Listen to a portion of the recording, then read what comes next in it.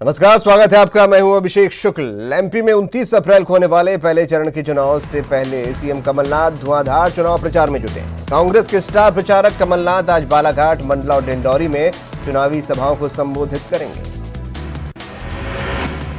ज्योतिरादित्य सिंधिया आज जबलपुर में चुनाव प्रचार की कमान संभालेंगे। सिंधिया 2 चुनावी सभाओं को संबोधित करेंगे, जिसमें वो कांग्रेस उम्मीदवार विवेक तन्खा के लिए वोट मांगेंगे। विदेश मंत्री सुषमा स्वराज सतना और रीवा में तूफानी चुनाव प्रचार करेंगी और बीजेपी उम्मीदवार के पक्ष में चुनावी सभा को संबोधित करेंगी। मध्य प्रदेश के पूर्व सीएम शिवराज सिंह चौहान आज बालाघाट, छिंदवाड़ा में ताबड़तोड़ सभाएं करेंगे। साथ ही शाम को छिंदवाड़ा में रोड शो भी करेंगे। प्रज्ञा ठाकुर के नामांकन में काले झंडे दिखाने के मामले में बीजेपी कार्यकर्ताओं पर मारपीट का मामला दर्ज किया गया। कार्यकर्ताओं पर काले झंडे दिखाने पर एनसीपी के कार्यकर्ताओं को पीटने का आरोप है।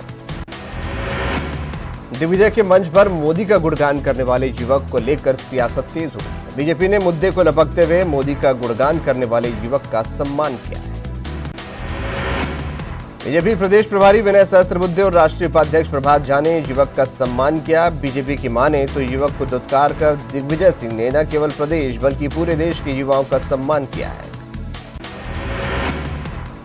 भोपाल में दिग्विजय सिंह के मंच पर एक युवक को दुत्कारने के मामले में सियासत तेज हो गई। इस मुद्दे को लेकर पूर्व सीएम शिवराज सिंह चौहान ने दिग्विजय सिंह पर निशाना साधा है। शिवराज की माने तो पहले बुलाना और फिर बेइज्जत करके उतार देना दिग्विजय सिंह की फितरत है। दिग्विजय सिंह ने केवल एक युवक का नहीं बल्कि पूरे प्रदेश और देश के युवाओं का अपमान किया है। भोपाल के ईटखेड़ी इलाके में दिग्विजय सिंह की सभा के दौरान एक युवक ने पीएम मोदी की तारीफ कर दी थी। इस पर उसे दुत्कार कर नीचे उतार दिया गया था। सुप्रीम कोर्ट में माफी मांगने के मामले में पूर्व सीएम शिवराज सिंह चौहान ने राहुल गांधी पर निशाना साधा। शिवराज की माने तो इन दिनों देश में गर्मी से लेकर चुनावी गर्मी तक के कई रिकॉर्ड टूट रहे हैं, लेकिन राहुल गांधी झूठ बोलने के रिकॉर्ड तोड़ रहे हैं। उन्होंने कहा, राहुल गांधी कभी चौकीदार को चोर कहते हैं, कभी माफी मांगते हैं। शिवराज ने राहुल को यू टर्न लेने वाला करार दिया। बिजली कटौती पर कर्मचारियों के खिलाफ कार्रवाई को लेकर सियासत गर्म हो गई। पूर्व सीएम शिवराज सिंह चौहान ने सरकार पर निशाना साधते हुए कहा कि खिसियानी बिल्ली खंभा नोच रही है। सरकार व्यवस्था कर नहीं पा रही और ठीकरा कर्मचारियों पर फोड़ा जा रहा है।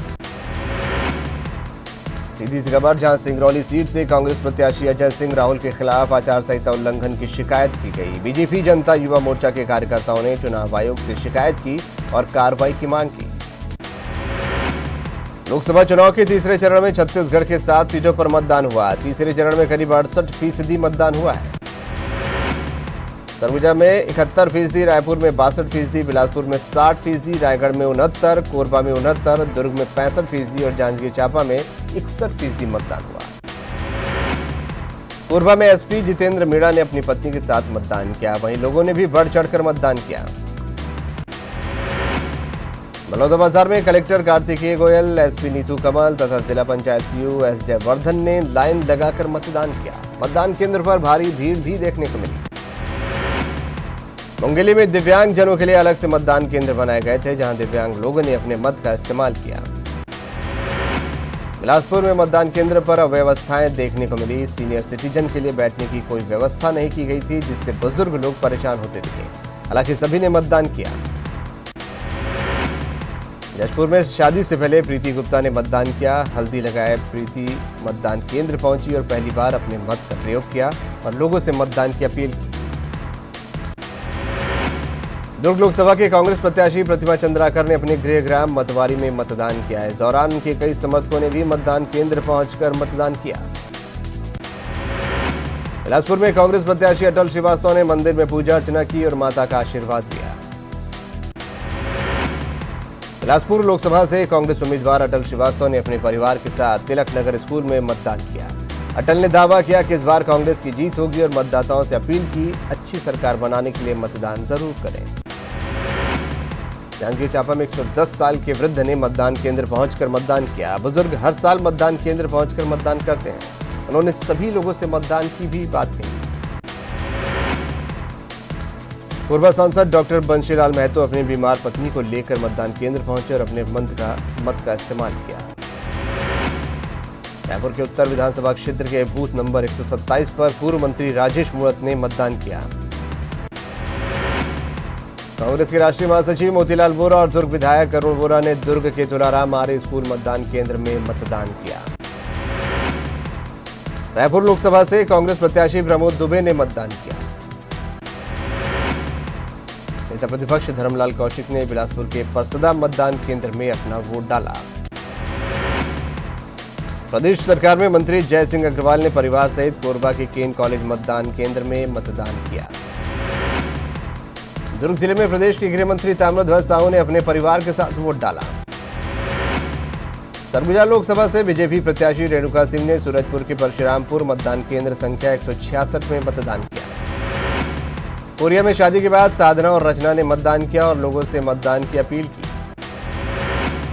कोरिया में कलेक्टर अपनी पत्नी के साथ मतदान केंद्र पहुंचे और मतदान किया।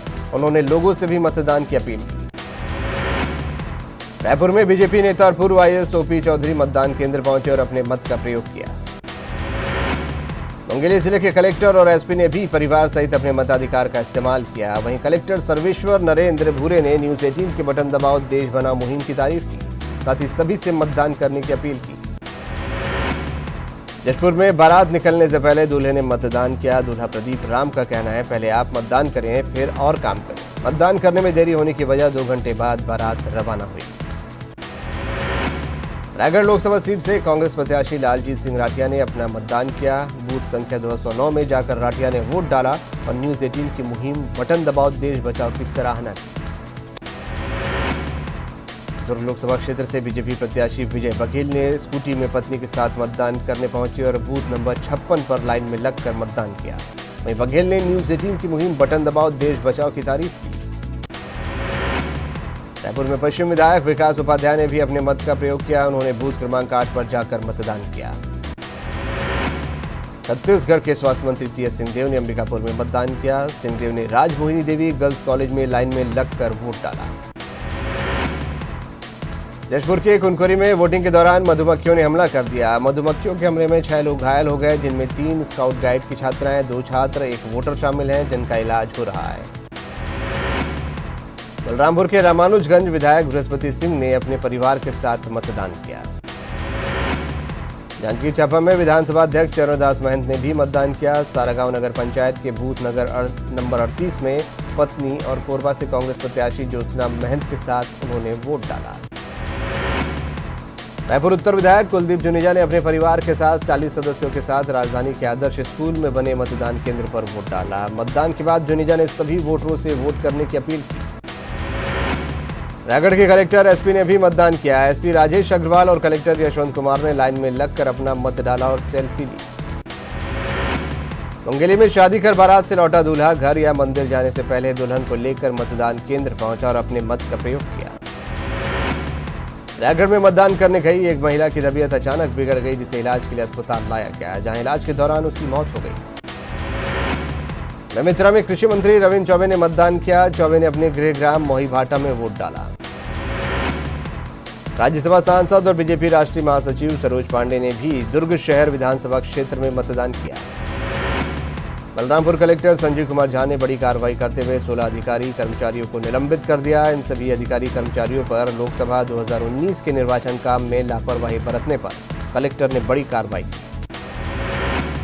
बेमेतरा के पौसरी में 9 जिंदा व्यक्तियों को मुर्दा बताकर वोट डालने से रोका गया। वहीं पीड़ित अपने मताधिकार का प्रयोग करने निर्वाचन कार्यालय का चक्कर काटते रहे, लेकिन सुनवाई नहीं हुई।